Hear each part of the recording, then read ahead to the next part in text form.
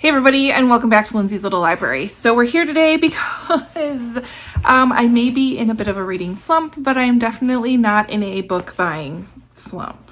So I have so many new books to haul that I have to break this up into 2 videos. That's embarrassing, but whatever. So this first one are all the books that I have bought, either Pango, Book of the Month, or book shopping for like the last few months. So it is over a period of time. Because I don't remember when I did my last book haul. It's been a while. So I shouldn't feel too bad, but that's a lot. So let's just start off with a bang. Onyx Storm, Rebecca Yarros. This is the 3rd book in the Fourth Wing series. Actually, that's not the series they're calling it. What do they even call it? I don't even know. We're just gonna call it the Fourth Wing series. So I pre-ordered this basically as soon as I could off of Amazon. It has sprayed edges. It is absolutely gorgeous. Gorgeous, gorgeous. And I am excited to get to it. I just read a few too many fantasy books when it did arrive on my doorstep, so I couldn't totally jump into it right away. I'm definitely not like Sarah. I can't read fantasy one after another. I have to take my time in between. So I'm thinking maybe this might be a good summer book for me. But like I said, it's the 3rd book in the series. Can't talk much about it other than it's dragons. It's a quest. There are battles. It's fantastic. So I am excited. I've heard mixed reviews, but you know what? I'm going to go into it with no expectations. Is that what I'm looking for? I think so. So there we go. Got nothing else. A couple more books I picked up on Pango based upon some recommendations. One of them is The Cartographers by Peng Shepherd. This my very, very dear friend, her mom, who's like a second mom to me, hi Kim, highly, highly, highly praised this book and said it was absolutely a book for Lindsay. So we have an imaginative thriller about a young woman who discovers that a strange map in her deceased father's belongings holds an incredibly deadly secret, one that will lead her on an extraordinary adventure into the truth about her family's dark history. So it's a thriller with maps. Thank you, Kim. Yes, there are maps all over. So I am excited. I've heard really good things about this one and need to get to that sooner than later. For book club, our next book that we're reading for March is Husbands and Lovers by Beatrice Williams. I found this one on Pango, like excellent condition from Book of the Month. This one is 2 women separated by decades and continents, but united by an exotic family heirloom, reclaim secrets and lost love. And let's see, England 2022 and Egypt 1951. So I'm excited to read another Beatrice Williams book. I've read The Woman in Moscow and absolutely loved it. I loved her writing. I loved her storytelling. So I'm really excited to get to this one for our March book club, which is in a couple weeks. So I should probably pick that up sooner than later. All right, next one I picked up was a recommendation that came during book club. So at each of our meetings after we are done talking about the book, we go around and we just talk about books we've read. And I honestly get so many ideas just from doing that every month.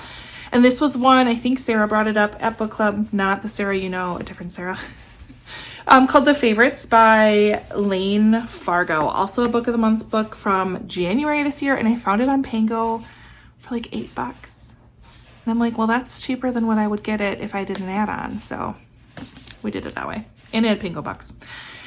So I believe it involves an ice skater. Let's see, we have Katrina Shaw is always known that she was destined to become an Olympic skater. When she meets Heath, a lonely kid stuck in the foster care system, their instant connection makes them a formidable duo on the ice. Clinging to skating and each other to escape their turbulent lives, Kat and Heath go from childhood sweethearts to champion ice dancers, captivating the world with their scorching chemistry, rebellious style, and roller coaster relationship, until a shocking incident at the Olympic Games brings their partnership to a sudden end. Dun, dun, dun. So she was raving about it. I picked it up. So then these have been my latest Book of the Month books that I have gotten from my subscription. We have The Most Wonderful Crime of the Year by Allie Carter. Whoa, this hasn't even been cracked open. Knives Out gets a rom-com twist in a rivals to lovers Christmas romance mystery. That's all I needed. This is going to go on my Christmas shelf for this coming Christmas to read. And then I can't pass up a new Alice Feeney book, Beautiful Ugly, which I've heard really good things about. It's a gripping, deliciously dark thriller about marriage and revenge. I don't like to know more. I like to go into Alice Feeney pretty blind, so I'm sorry if you wanted to know more. Sorry. TJ Klune's newest one, The Bones Beneath My Skin. A friend of mine has read this. She said she really enjoyed it. We have spring of 1995. Nate has lost everything. His parents are dead. His only brother wants nothing to do with him, and he's been fired from his job as a journalist in Washington, D.C. With nothing left to lose, he returns to his family's summer cabin outside a small mountain town of Roseland, Oregon, to try to find some sense of direction. The cabin should be empty, but it's not. Inside is a man named Alex, and with him is an extraordinary 10-year-old girl who calls herself Artemis Darth Vader. But Artemis isn't exactly as she appears. It becomes clear that Nate must make a choice, let himself drown in the memories of the past, or fight for a future he never thought possible, because the girl is special, and forces are descending upon them who want nothing more than to control her. I'm gonna love it. I can tell. And then, of course, I pick up a Fiona Davis, her newest, The Stolen Queen, historical fiction. We have Egypt. I'm loving the Egypt references in 2 books now. Egypt 1936, Charlotte Cross is offered a coveted spot on an archaeological dig in the Valley of the Kings. She leaps on it and absolutely there until tragedy strikes. New York City 1978, Annie Jenkins thrilled when she lands an opportunity to work for former Vogue fashion editor Diana Vreeland, who's in the midst of organizing the most famous Met Gala hosted in the museum and known across the city as the party of the year. Meanwhile, Charlotte is now leading a quiet life as the associate curator of the Met's celebrated Department of Egyptian Art. She's consumed by her research on Hathorkher, a rare female pharaoh dismissed by most other Egyptologists as unimportant. Night of the gala, one of the Egyptian art collection's most valuable artifacts goes missing, and there are signs that Hathorkher's, that's not, I totally said it wrong before, that her legendary curse might be reawakening, and they have to team up and search for the missing antiquity. Oh my gosh. So I feel like, does that mean Charlotte, oh no, 1936, 1978. I'm like, shouldn't she be? No, we're fine. So Lindsey can't math today. But anyways, it sounds really fantastic. And I love Fiona Davis. So then I had the opportunity to go and hang out with Amanda from On the Middle Shelf and Katie from Life Between Words last weekend, and we hit up Books A Million, which is always a fun time. So I spent way too much money, but whatever, right? You're having fun with friends. Hit up the bargain section first. So I found a Hazel Gaynor for $3.97. This is The Girl from Savoy. This is 1923 London. Welcome to the Savoy Hotel, a glittering jewel in London's social scene where the lives and the rich and the famous and the infamous intertwine. We have Dolly Lane, is the newest chambermaid. Her prospects limited by a life of service, but her proximity to the dazzling hotel guests fuels her dreams to take London's stage by storm, to be a star like her idol, Loretta May. Loretta is rebelliously turned her back on the carefully ordered life expected of a woman at the top of society's elite. Sounds like a familiar story.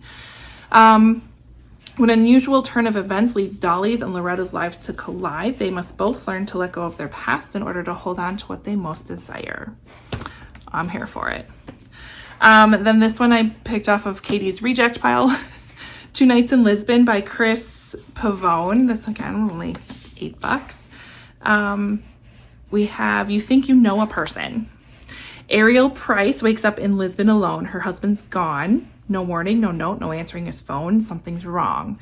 She starts with hotel security and then the police and then the American embassy, and each time confronting questions she can't answer. What exactly is John doing in Lisbon? Don't know. Why would he drag her along on a business trip? Don't know.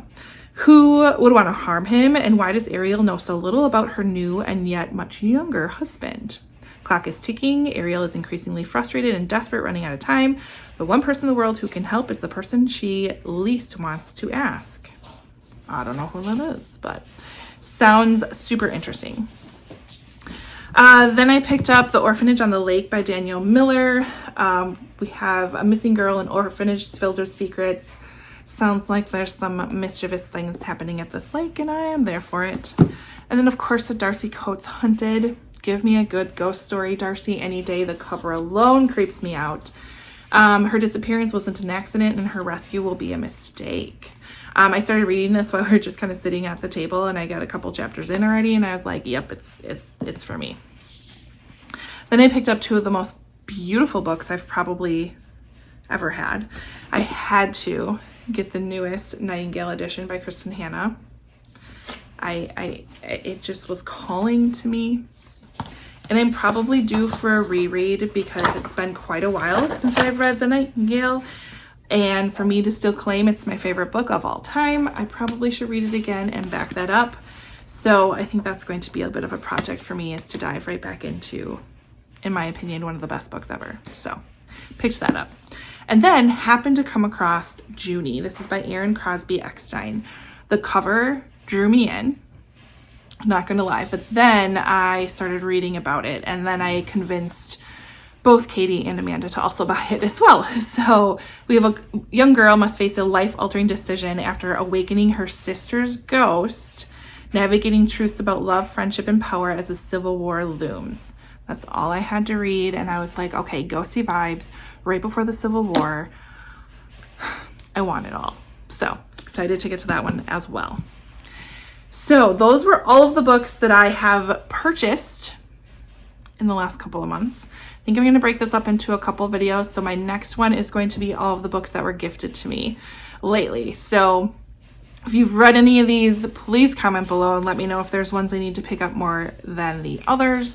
Let me know if you've hauled any books lately, and if you're excited for any of them, we'll chat about it in the comments. Otherwise, like and subscribe, and I will see you next time. Bye.